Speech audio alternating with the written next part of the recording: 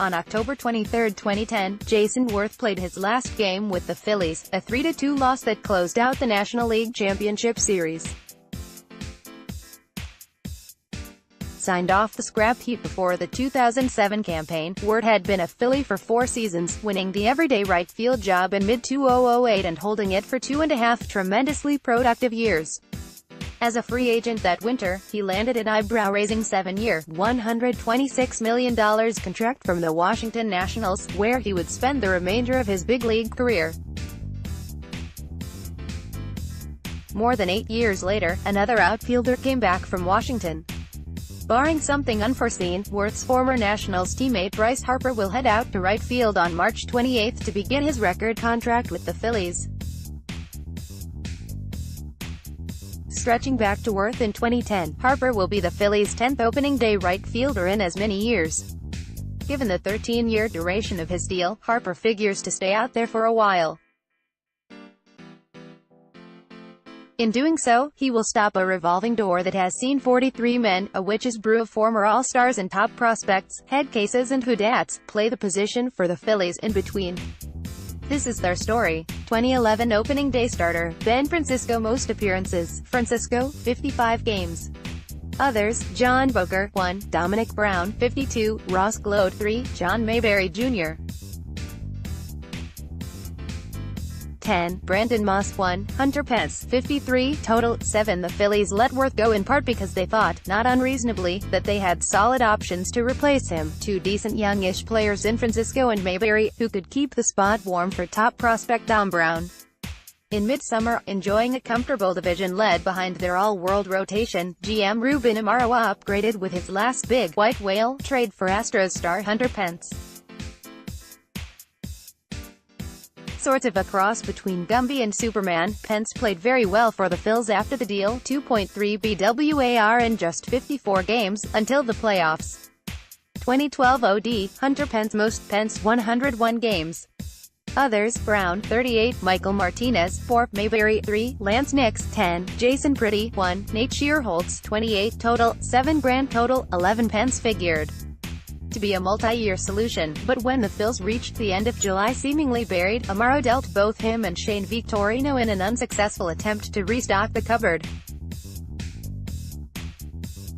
Then the team played .600 ball for 2 months, but fell short of the postseason, and now had a big hole in right field through which wind would whistle for the next half-decade. 2013 OD, John Mayberry Jr.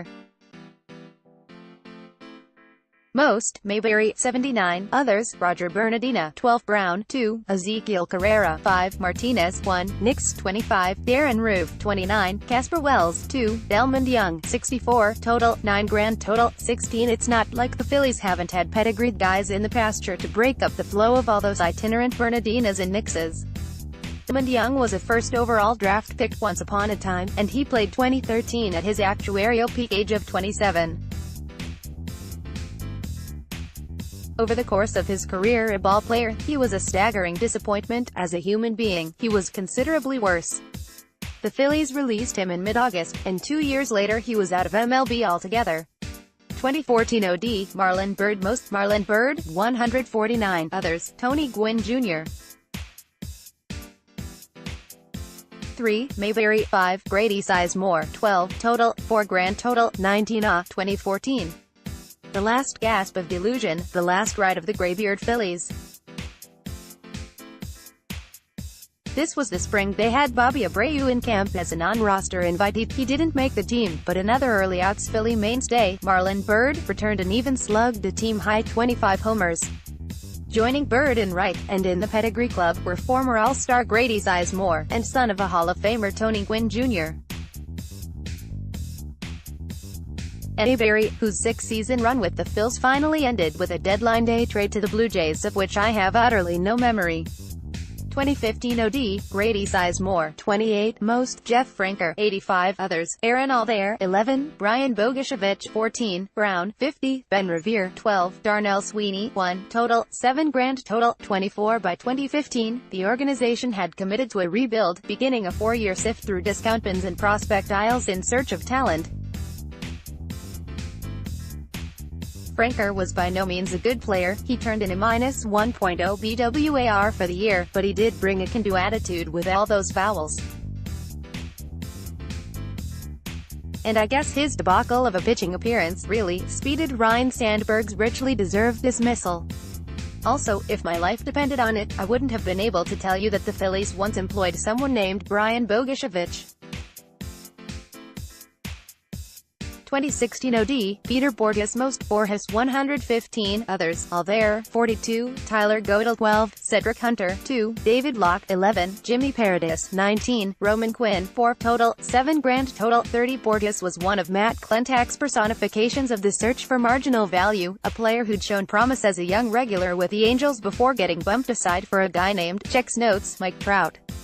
A glove-first center fielder for most of his career, the Phillies played him in right. It's kind of baffling that he got the bulk of PT, until you look at those other options. Again, if 2 weeks ago you'd made up a bunch of names, included Jimmy Paradis, and made me answer with my life on the line which one suited up for the Phillies, I'd likely not be here to write this.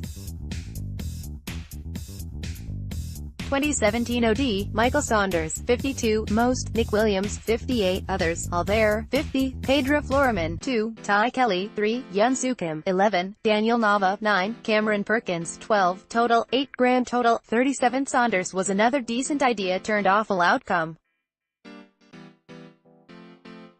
He was less than a year removed from an all-star appearance, but he stunk so badly as a Philly, -0.7 BWAR in 214 plate appearances, that he was straight-up released on June 23 and has barely sniffed the big since. The other guys here were the sort of flotsam that comes through on a team in the early middle of a rebuild, though Williams commendably locked down the job after his summer promotion. 2018 OD, Nick Williams most, Williams, 95, others, all there, 68, Jose Bautista, 19, Dylan Cousins 5, Floriman 4, Adubel Herrera 9, Scott Kingery 3, Trevor Plouffe 1, Quinn 5, Jesmuel Valentin 2, total, 10. Grand total, 43. A repeat moster. For a time, it didn't look like that would happen, as new manager Gabe Kapler seemed more interested in Aaron Alder through about the end of May.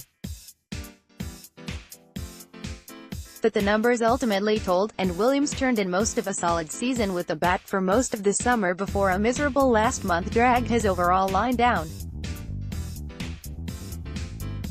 Asterisk, asterisk, asterisk, asterisk. I'm not saying that the Phillies' progression of right fielders between 2011 and 2018 perfectly captured the arc of a team traversing the competitive life cycle from peak to trough and back again.